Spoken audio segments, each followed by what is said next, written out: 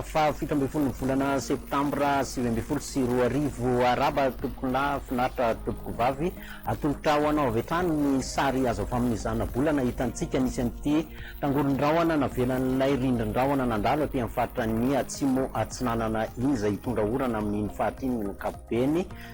mahakasika ny ranomasina tsy misy filazana mahakasika an'izay fa somary sy rivodrivotra maherihery aty amin'ny morontsiraka ny atsimo andrefan'ny nosy aty mahakasika ny toetrany androntsika ho amin'ny rahampitso alarobia zany dia 20 septambra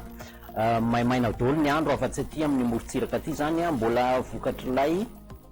sisan-drahona teo ihany no manorana ny faritra ny tapany atsimo ny atsinanana fatifatry fitovinany ny faritra ny atsimo atsinanana iny mety isy fitarany kely isy herika kely zany aty amin'ny faritra manodidina amin'ny fianaratsoa iny amin'ny ankapobeny ny akoatr'izay moa dia maina ny andro fa ny aty amin'ny faritra nosbe sy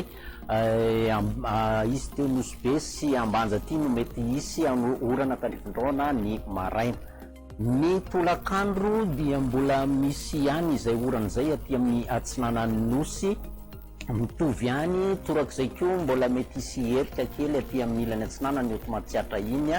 dia rehefa tonga ny takariva eo dia somary mandraondraona ny andro ny aty amin'ny faritra menaka ny aty abongolava mety isy an'izay rahona izay koa ny aty amin'ny faritra nalamanga hitasy vaky ny akaratra iny hitoy hatrany ny orana tandrifon-drahona aty amin'ny faritra ny ambanja nosbe iny ny faritra hafa moa dia maina be amin'ny akapobeny maripanatsika tsisy fiovana firy mbola midaina hatrany aloha raha ny ambany indrindra aloha dia 7-5 ny faritra ny afovoan-tany ary manodidina ny 12 hatramin'ny 14 degré celsius ny faritra hafa ny mafana indrindra dia manodidina ny 9 degré celsius tazantsika aty amin'ny faritra ny antsoy aty ny aty amin'ny maivan-tanàna aty ho an'ny aty amin'ny faritra anatiny 12 ary 9 degré celsius ireo toetrandro amin'ireo tanàn-dehibe ivelan'ny Madagascar maina be aloha zany ny andro ny any Paris sy Johannesburg any somary mandraona ny andro ny any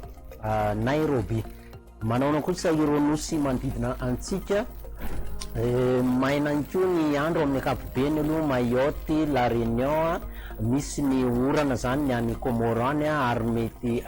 izy tselatra fotsiny ny any Seychelles orana tandrifon-drahona ny any Maurice dia izay ny fotoana niarahako taminao mametraka ny veloma mandrapitafa tompoko lasy tompoko vavy